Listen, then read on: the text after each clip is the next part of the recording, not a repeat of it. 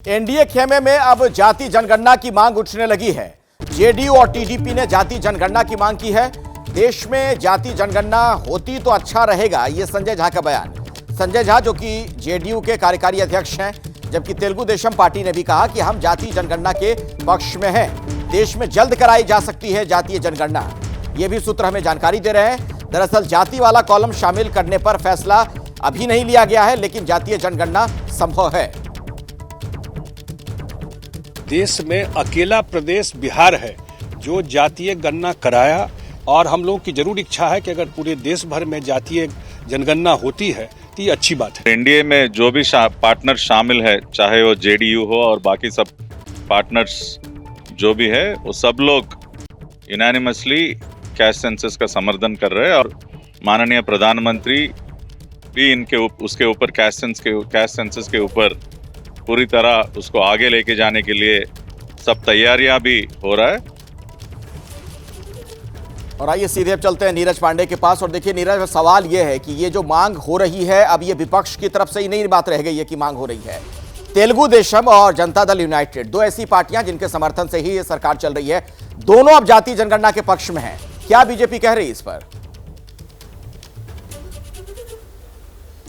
देखिए, अखिलेश, भारतीय जनता पार्टी और केंद्र की सरकार के तमाम बड़े नेता कई मंचों से ये बात कह चुके हैं कि वो जाति जनगणना के खिलाफ नहीं है, जाति जनगणना का समर्थन करते हैं। भारतीय जनता पार्टी के बड़े नेता भी इस बात का समर्थन कर चुके हैं कि जाति जनगणना के विरोध में नहीं हो, जाति जनगणना के पक्ष में है। लेकिन जाति जनगणना कब होगी, इस पर अभी तक कोई फैसला नहीं हुआ। ये सही बात है कि हमारी जानकारी है कि जनगणना को लेकर केंद्र सरकार तैयारी कर रही है, प्लानिंग कर रही है कि जल्द ही जनगणना शुरू होगी। लेकिन जाति जनगणना जैसा कोई क्लॉज अभी तक उसमें रखा नहीं गया है। अभी तक ऐसी जानकारी नहीं आई कि जाति जनगणना केंद्र सरकार कराएगी। लेकिन इस बीच एक बड़ी बात यह है कि आज ही भारतीय जनता पार्टी के मनोज तिवारी से हमारी जब बात हो रही थी तो उन्होंने कहा कि आखिर ऐसा क्या है कि सब लोग हिंदुओं में ही जाति जनगणना ढूंढ रहे हैं, जबकि मुस्लिम और दूसरी जातियां हैं, वहाँ भी जो जातियां हैं वो कई अलग अलग जातियों में बटी हुई हैं, लेकिन उस पर कोई बात नहीं कर रहा है। तो जाति जनगणना कराने वाले लोग दरअसल इस देश में हिंदुओं को बांटना चाहते हैं, ऐसा मानना है। भारतीय जनता पार्टी के बहुत सारे नेता ये बात कहते हैं कि जाति जनगणना होनी चाहिए, लेकिन आरक्षण में कैसे इसको तब्दील करेंगे, इसका भी एक प्रारूप बनना चाहिए। तो मुझे ऐसा लगता है कि शायद यही एक रीज़न है कि अब तक केंद्र सरकार या भारतीय जनता पार्टी की जितनी भी सरकारें हैं जहां पे भारतीय जनता पार्टी का मुख्यमंत्री है, सीधे तौर पर जाति जनगणना पर कोई एक्शन करता दिखाई नहीं पड़ता। ये अलग बात है। देखिए, एनडीए में जाति जनगणना की मांग उठी तो वहीं विपक्ष जाति जनगणना के बहाने सरकार पर हमलावर है। जातीय जनगणना को लेकर सियासत में चल रही जुबानी बयानबाजी आपको सुनवाते हैं।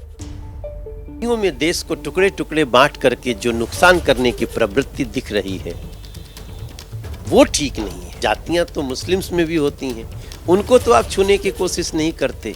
राहुल गांधी ने कभी शब्द इधर उधर नहीं किए। हम जाति जनगणना के पक्ष में। जाति जनगणना अगर ये प्रधानमंत्री नहीं कराएंगे तो राहुल गांधी ने जैसा कहा है दूसरा प्रधानमंत्री कराएगा। भारतीय जनता पार्टी पूरे देश में कभी जातिगत जनगणना का कोई विरोध नहीं, समय और कैसे इसको किया जा सकता है इसकी चिंता देश के यशस्वी प्रधानमंत्री नरेंद्र मोदी जी कर रहे हैं। बीजेपी कभी पिछड़े, दलित और आदिवासियों का हक, अधिकार, सम्मान या आरक्षण नहीं देना चाहती। तय करती है कि कास्ट सेंसस करना है, कास्ट बेस्ड सेंसस करना है, तो मुझे नहीं लगता कि शिवसेना को कोई ऐतराज होगा इस पर। जनगणना के कार्य के साथ साथ हम लोगों का डिमांड है कि उसमें एक कॉलम जोड़ दिया जाए जातीय जनगणना का। पिछड़े हैं, अति पिछड़े हैं, उनकी संख्या और उनकी आर्थिक और सामाजिक स्थिति क्या है उसका आकलन हो सके। जैसे ही घड़ी का काटा दोपहर 2:30 पे आए, बबीता जी का दिल सास बहू साजिश के लिए मचल जाए। और ये है इनकी बहू, पूरे दिन ऑफिस की टेंशन हो जाए गॉन जब ये करें अपना फेवरेट शो फ्री टाइम पे ऑन। इनकी तरह आप भी देखें अपना फेवरेट शो अपने टाइम पर और डाउनलोड कीजिए एबीपी लाइव ऐप अपने स्मार्ट टीवी पर।